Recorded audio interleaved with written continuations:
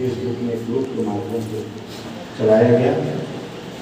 हमारे परिवार समाज के बहुत से प्रतिभावान बच्चे और माताएं, बहनें, भाई, भतीजे सब जुड़े और सबसे कामयाबी की बात ये रही कि अपने रिश्तेदारों के बीच में अपनी भावना खुल के व्यक्त करना और लिखना बहुत आसान नहीं है।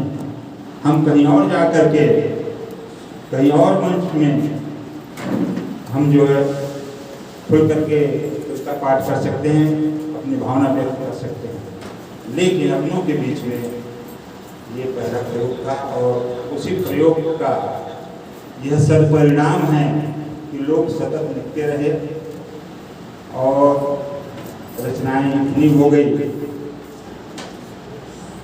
कि छापने के लिए भी हम लोग सोचे कि क्यों ना इतनी रचनाएं हो गई है तो इसको कहीं प्रिंट मीडिया में भी लाया जाए। तो उसी का एक छोटा सा प्रयास रहा है कि हम लोग एक त्रैमासिक पत्रिका प्रयास के रूप में निकालें और ये त्रैमासिक पत्रिका जो प्रयास है वो उसकी कल्पना में हम सब साथ में थे, सभी का भरपूर सहयोग रहा और प्रथम अंक का प्रकाशन पिछले वर्ष बसंत पंचमी के अवसर पर हो चुका था, लेकिन कोविड एवं अन्य सब कारणों से वो काम स्थगित होते रहा। आज एक बहुत ही शुभ अवसर हमें प्राप्त हुआ है कि आज हमारे पिछले वर्ष जो बसंत पंचमी के अवसर पर प्रकाशित पत्रिका का आज विमोचन हुआ और वो भी ऐसे विद्वान, हमारे अंचल के विद्वान ही नहीं, देश प्रदेश में ख्याति प्राप्त विद्वान डॉक्टर साहब के हाथों, और शायद इसी कारण ही 1 साल तक ये पत्रिका रुका हुआ था। डॉक्टर साहब का समय ये पत्रिका चाह रहा था विगत 1 वर्ष से, तो आज हमें हमारे लिए खुशी की बात है। और ये पत्रिका में हम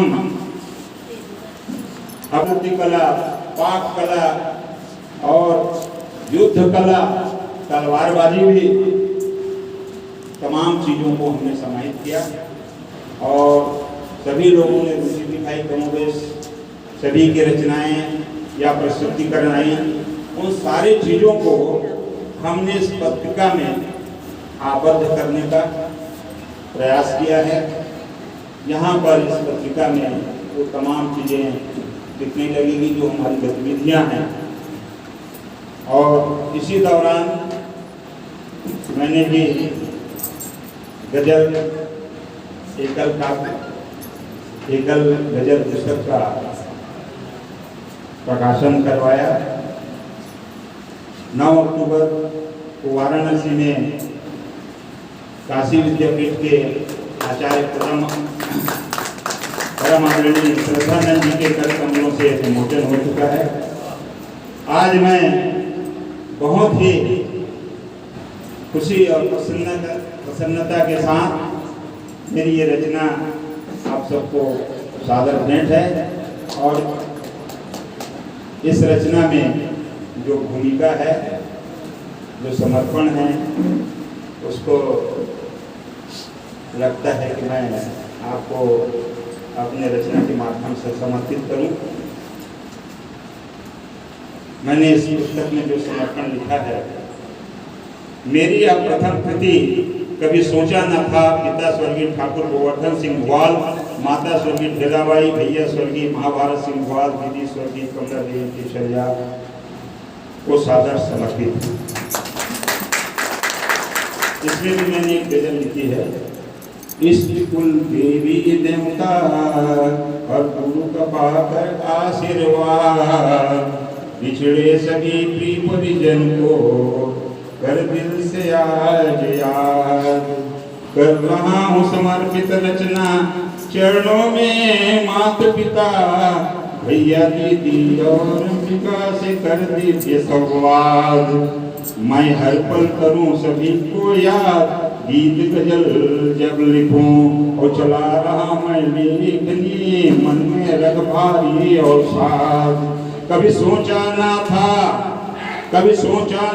गजल पुस्तक भेंट करते हुए रख रहा हूँ आज मैं साहित्यिक सृजन की बुनियाद। रख रहा हूँ आज मैं साहित्यिक सृजन की बुनियाद और लिखता रहूं इतनी शक्ति और देते रहे प्रेरणा। गलती सारी क्षमा करें बस इतनी है फरियाद। गलती सारी क्षमा करें बस इतनी ही फरियाद। और इस पुस्तक की भूमिका भी मैं आप लोगों के सामने प्रस्तुत कर देता हूँ। गजल दिल की आवाज़ है जो आसानी से लब तक आ जाती है, लेकिन इसे लेखनी से लफ्ज में ढालना सरल नहीं है। इसके अरूज छंद विधान में उर्दू, अरबी, फारसी शब्द समूहों का बेहतरीन संगम मिलता है। गजल नवी स्वयं जरूरत के अनुसार दिल को छू लेने वाले चित्ताकर्षक शब्द समूह तैयार कर लेते हैं। वैसे गजल कह देने मात्र से यह भाव उत्पन्न होता है कि यह हुस्न वो इश्क की महज दास्तान है। समय के साथ इसमें काफी बदलाव आया है। मैंने भी अपनी कलम से आध्यात्मिक प्राकृतिक सौंदर्य के वर्णन के साथ साथ सामाजिक राजनीतिक व्यवस्था को लफ्जों की तलवार से चुनौती देने का साहस किया है। गजल विधान का पूरा ख्याल रखते हुए कुछ बहर में और ज्यादातर बेबहर में लिखी है गैर मुरत्तब। और यहाँ पर एक गलती भी हो गई है छपने में, उसको भी मैं बता देता हूँ। गैर मुरत्तब हुआ मुसलसल गजलें मैंने लिखा था, लेकिन वो मुसल्लम हो गया है। थोड़ा सा अंतर है लेकिन बहुत ज्यादा नहीं है, क्षमा करिएगा। तो कुछ गैर मुरत्तब हुआ मुसलसल गजलें भी हैं जो पाठक को जायका बदलने की कोशिश है, जैसे वर्षा कर रही है। पढ़ने से अंतर्मन को गहराई तक छोड़ पाऊं तथा सुलह समझौते के अलावा हक हुकूक के लिए रगों में लहू के रफ्तार को तेज कर सकूं, तभी इसकी कामयाबी है। मेरा यह गजल संग्रह कभी सोचा न था उन सभी महानुभावों को सादर समर्पित है जिन्होंने मुझे लिखने की प्रेरणा दी, प्रकाशन हेतु हौसला बढ़ाया एवं प्रत्यक्ष अप्रत्यक्ष रूप से सहयोग प्रदान किया, जिनके कारण यह संभव हो पाया। मेरे लेखन में मेरे गुरुदेव परम आदरणीय श्री बलदेव भारती जी का आशीर्वाद और मार्गदर्शन सदा मिलता रहा। बहुत ही दुख का आज दुख है मुझे कि हमारे संरक्षक परम आदरणीय बलदेव भारती जी, उनके घरे में पारिवारिक कुछ कार्यक्रम बहुत आवश्यक था जिसके कारण आ नहीं पाए। और मुझे बहुत बुरा हो रही, बार बात मेरे मन में कचोट रहा है कि उनके आसंदी को मैं जैसे संभाल रहा हूँ। तो आदरणीय बलदेव भारती जी आशीर्वाद और मार्गदर्शन सदा मिलता रहा। मेरे इस प्रयास को परवाज देने वाले आदरणीय डॉक्टर ऋषि अग्रवाल जी एवं साहित्य सागर राष्ट्रीय साहित्यिक संस्था परिवार ने मुझे अविस्मरणीय प्रत्यक्ष साधन और सहयोग उपलब्ध कराया। साथ ही संस्कार काव्यगोष्ठी के सभी सहयोगी साथियों के उत्साहवर्धन से यह मुकाम हासिल कर पाया। पुस्तक प्रकाशन में श्री सत्यम प्रकाशन का भी धन्यवाद, जिसके कारण मेरी इन गजलों के गुच्छ को एक पुस्तक का रूप मिला। अंत में अत्यंत प्रसन्नता का अनुभव करते हुए आप सबके हृदय से आभार व्यक्त करता हूँ और एक गजल और आपको पेश करता हूँ। दिन रात गीत गजल कविता में लिखता रहा, दिन रात गीत गजल कविता में लिखता रहा, पत्नी दुर्गा का साथ हर पर मिलता रहा। दामाद लोकेश मनीष गौरव बेटी डिम्पी सोनी छोटी को लेकर चलता रहा। लविदर्श आकर्ष प्रायण आयु संग सभी नारियों से गजल गजल खेलता रहा। इंदु कांति दीदी छोटे भाई सतानंद सिंह के दुख सुख का हिस्सा सदा में बनता रहा। इष्ट मित्र परिवार समाज को आभार, बुजुर्गों का आशीष सदा बरसता रहा। मेरे गाँव देश की मिट्टी को प्रणाम, जिसके गोद में मैं उम्र भर जो पलता रहा। सुधा वर्षा सदा पाहन दशरथ। यहाँ थोड़ा सा मैं अटक गया हूँ। सुधा वर्षा का सदा रहा प्रोत्साहन दशरथ, सदैव खिल खिल करके जो मैं यूं निखरता रहा, सदैव खिल करके जो मैं निखरता रहा। ये तो भूमिका है, लेकिन इस पुस्तक के प्रथम गजल को पढ़ने के लिए अगर कहें तो प्रथम गजल जो इस नहीं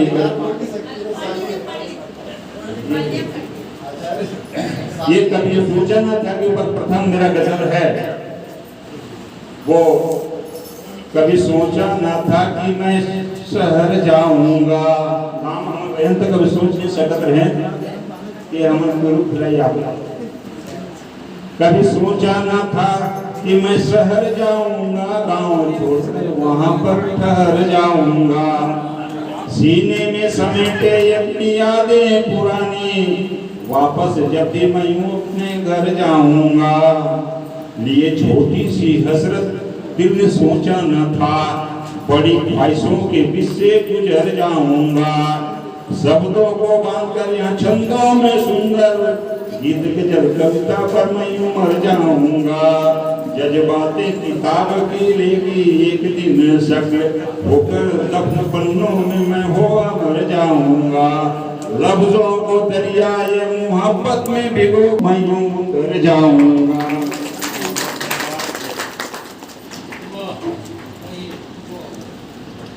बहुत बढ़िया आदरणीय चाचा जी।